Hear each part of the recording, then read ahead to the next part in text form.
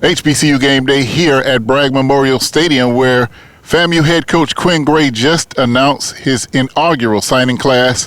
While the trend in the country is transfer portal players as well as junior college players, Gray has included 7 high school players, highly touted high school players that he was able to lure to Florida A&M. Coach will give an opening statement about the 2026 class, and we'll take questions. Coach, the floor is yours.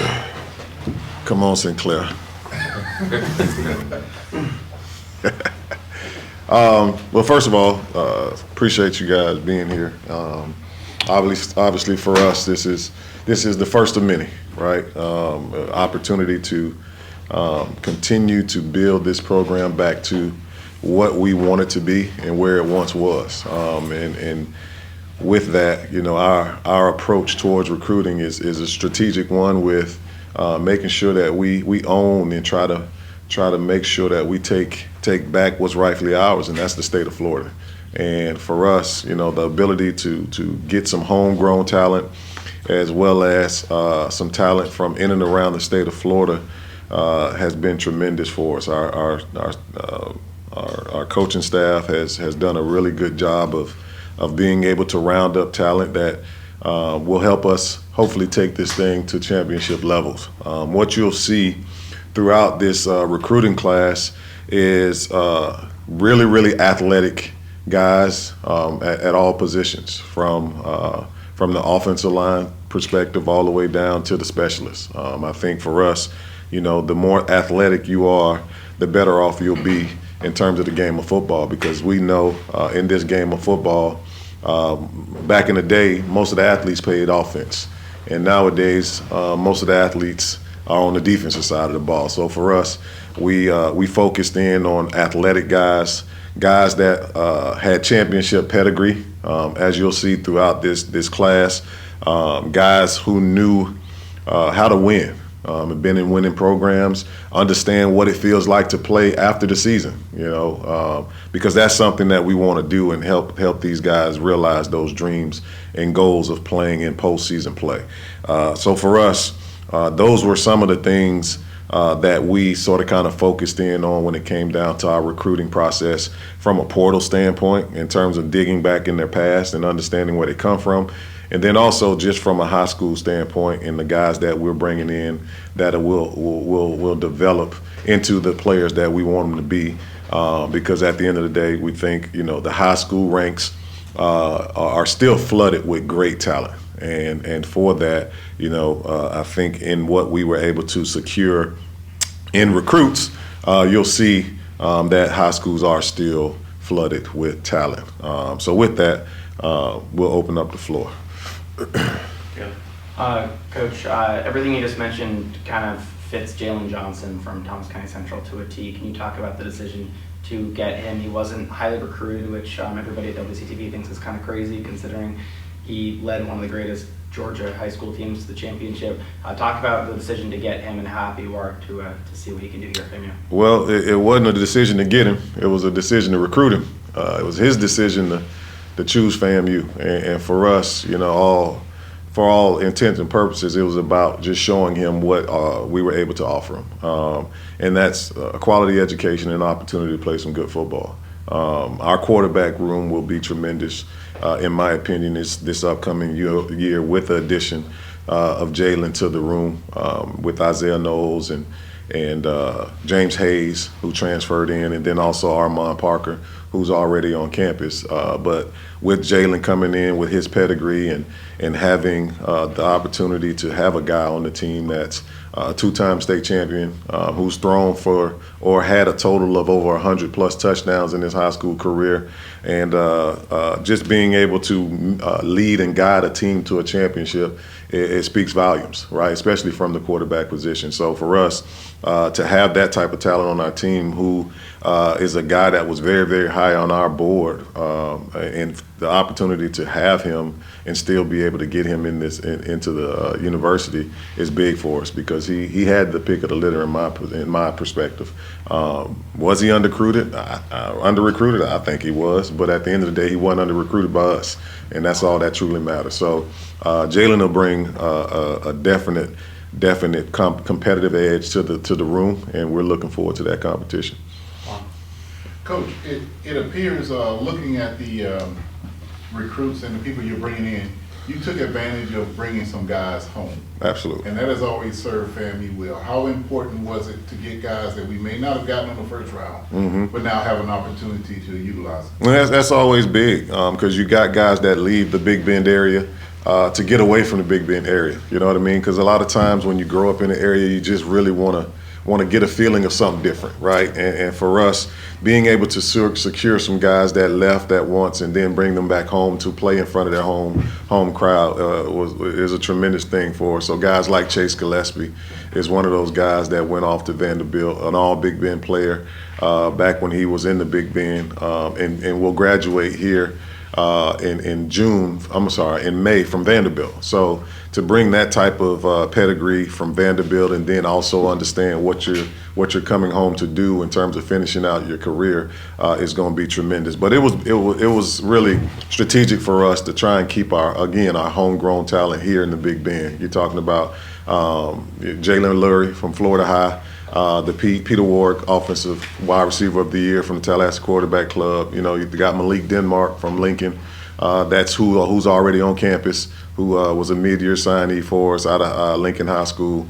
And then, you know, you just got guys that we feel is going to help us not only secure some really, really good offensive play, but also secure the ability to put some folks in the seats, because they got family in the Big Bend area that's going to want to come see them play, and hopefully that'll add to us securing some more season tickets and things like that, because all of that stuff matters, right, when it comes down to it. So securing the Big Bend for us was really a big part of our recruiting pitch and what we wanted to do in this recruiting class.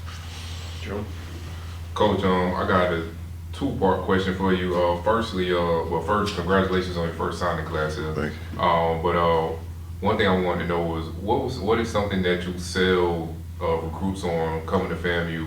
And another question on top of that is, 4 or 5 years from now, however long these guys are here, what do you want this first recruiting class for head coach Quinn Gray to be known for here on the Highest of 7 Hills? Well, to answer your first question is what I would want them to be known for is the ability to earn a degree, come here and do what they're supposed to do from an academic standpoint, earn their degree, and then go on to be productive citizens. Within that, you hope they'd have the opportunity to win 2 or 3, 4, 5 championships, you know, at the end of the day. But realistically, you know, you want to make sure that academically and from an education standpoint that's still the main thing, right? It ain't about a bag, it ain't about anything else but the standard. The standard is coming to school and getting that degree and then going on and being productive citizens. With that, you know, then the ability to win championships will also depend on us as coaches putting them in the right situations, and then them as players developing into the players that they want to be, right? Because we know the guys that we're bringing in, ceilings are higher than they probably think. So for us, it's about the development of those guys, making sure that academically they're doing what they're supposed to do. From that standpoint, working towards that degree, and then winning the championships that they come here to win. And then in terms of your first question, you know, the biggest pitch is FAMU. You know what I mean? There is no bigger pitch than FAMU, right? You're talking about the #1 public HBCU in the country. You're talking about one of the most historical football programs in the HBCU football, if not football, period, right? So there's an easy sell when it comes down to it. And then you're talking about having people on the staff that experienced and have experiences that they can speak to at FAMU, right? So for us, and then on top of that, you got alum that are out there that just talk the school up. Everywhere you go on social media, there's FAMU this, FAMU that. So it's hard for a kid not to know about FAMU and what we stand for and what it's all about, because it surrounds them, especially if they're in Florida, right? You can't get away from it. So for us, it's an easy sell when it comes down to selling the university and making sure that we're doing our due diligence and bringing the top talent we can. Question. Coach, you talk a lot about recruiting locally, recruiting the state and the high school talent. Can you talk a little bit about your rationale for going that way and your timeline in terms of your patience? I mean, in terms of seeing these talent mature. Well, the rationale around it really centers around Florida got the best athletes and the talent in the country, right? We know that. Other states may say different, like Texas or Georgia, but I think deep down inside they know too, because them schools out of them states be in Florida all the time anyway, trying to get the best recruits out of this state anyway. But for us, man, it's really about just beating the streets and making sure that we're shaking the trees for the best talent we can find here locally. Because at the end of the day, from a institutional standpoint, we want to make sure that we're doing what we can from a financial standpoint to put us in good situations from a scholarship standpoint. Now, if we got to go out of state to find what we need to find, we'll do that. But at the end of the day, from a budgetary standpoint, when you can find those kids in Florida, it saves you a little bit of money in terms of scholarships, and then you can find ways to sort of kind of put those dollars in different places. So strategically, that's one of the main reasons that we do certain things. But at the end of the day, we're going to make sure that we're bringing the best talent that we can find from a countrywide standpoint. But we do know from a statewide situation that the state of Florida has the best talent when it comes down to high school football, and then talent overall that's left the state and that wants to come back home. So we're going to scour the country for the best talent to bring in, regardless of what that may look like from a financial standpoint. But when it comes down to a timetable, we as coaches, we're going to put more pressure on ourselves than anybody can put on us outside of these walls, right? So for us, it's about developing the guys as fast as we can, but making sure that we are giving them the minor details and the things that they need to succeed versus rushing things, right? We're out there in the mornings doing certain things, and you got guys not necessarily getting the technique down. So you got to slow down and make sure that you go back and make sure they get the technique right, and it's quality versus quantity. So for us, we got to make sure that we're doing things in the right way, making sure, because that first L in all in is little things. So we got to take care of the little things before we take care of anything else. Coach, I got to ask you about one offensive player and one defensive player. First, can you, is Isaiah Knowles here on campus, will he be ready for the spring? And also, defensively, can you talk about Caden Brown, a kid from New York? How does a kid from New York get all the way down to Florida to play here at FAMU? Well, I'll start with Caden Brown. How he gets down here to FAMU is FAMU, man. I told you FAMU sells itself at the end of the day, but Caden is a tremendous player. He was one of the top 5 guys coming out of New York when he came out of high school. And I think for him, it's an opportunity to get on the football field and play quality snaps, right? While at Syracuse, he played sparingly here and there, but at the end of the day, he's an explosive defensive player that comes off the edge and is able to put pressure on the quarterback, and that's exactly what you need in this league.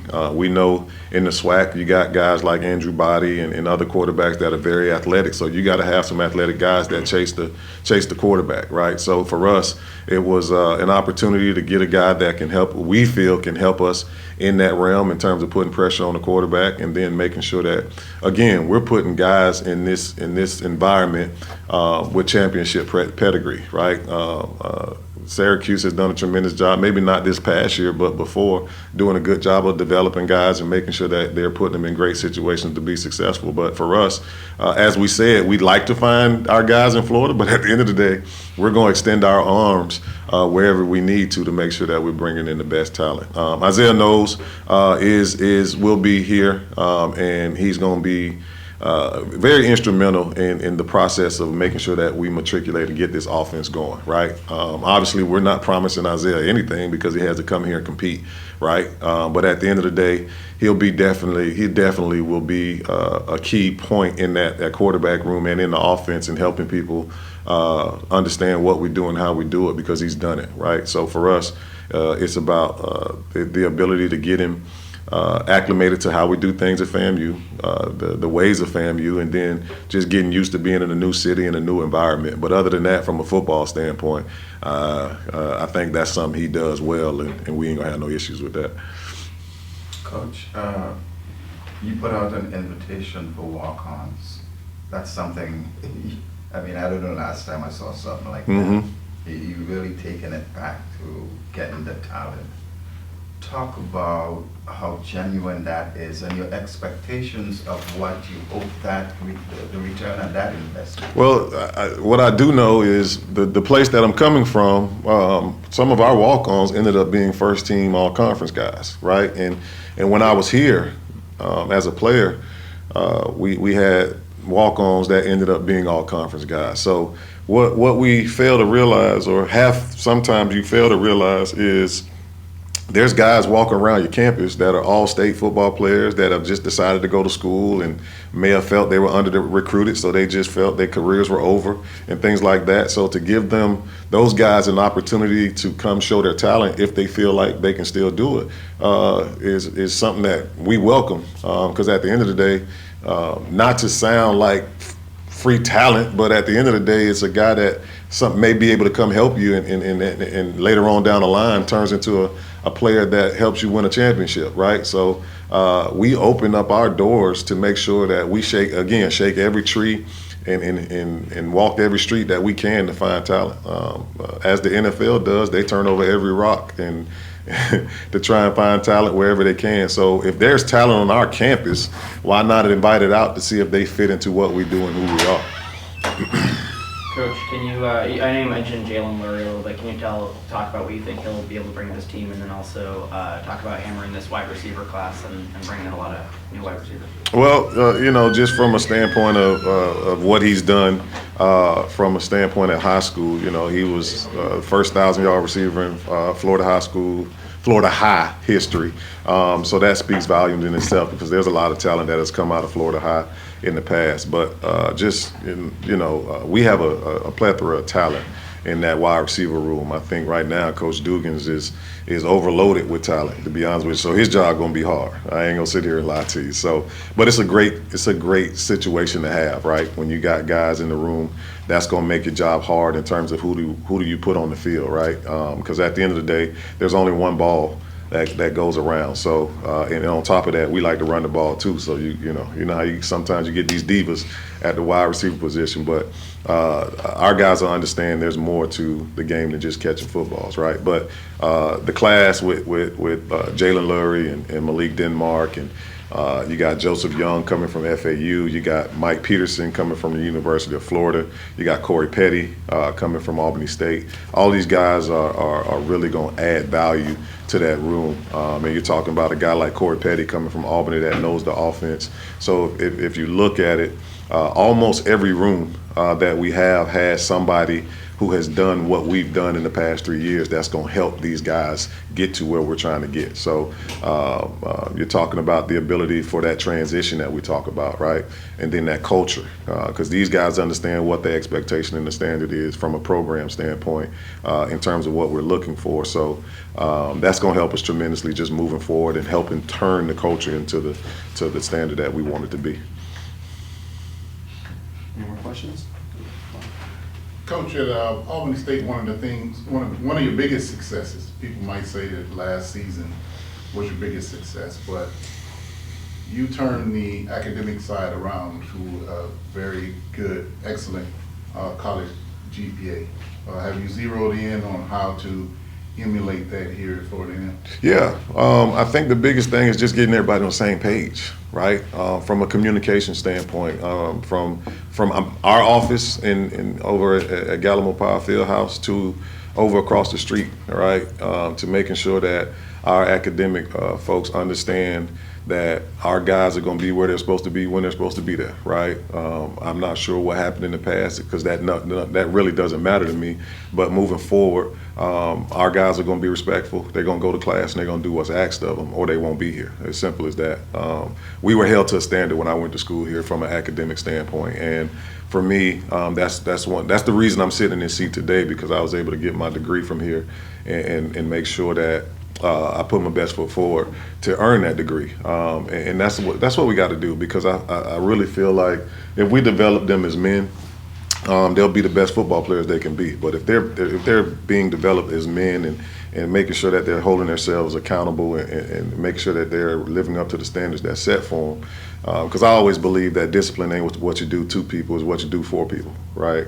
So for us, just having them understand what the expectation is, and again, these kids a lot of time they want structure, and that's what we're going to give them. And once we give them the structure, they can sort of kind of take this thing and run on cruise control for the most part. But again, coming to FAMU and understanding the value of the academics and the education you can get from here is really the biggest sale that you can truly have when it comes down to being a head coach here. You got all these things again outside of the walls that sort of kind of are things that lead to why kids go to certain schools. But when you come to FAMU, you're coming here for the experience, right? So we want to give these kids an A1 experience, a Power 4 experience at an FCS budget, right, if so to speak. Because what we did at my prior place, we gave the kids a Division I experience at a Division II price. So for us, we want to do that same thing and making sure that we're putting these kids in great situations to be successful from an academic and athletic standpoint. Gray will start the season August 29th here on Ken Riley Field with a familiar opponent, the team he coached last year to the HBCU National Championship in Division II, the Albany State Golden Rams. For HBCU Game Day, I'm Vaughn Wilson.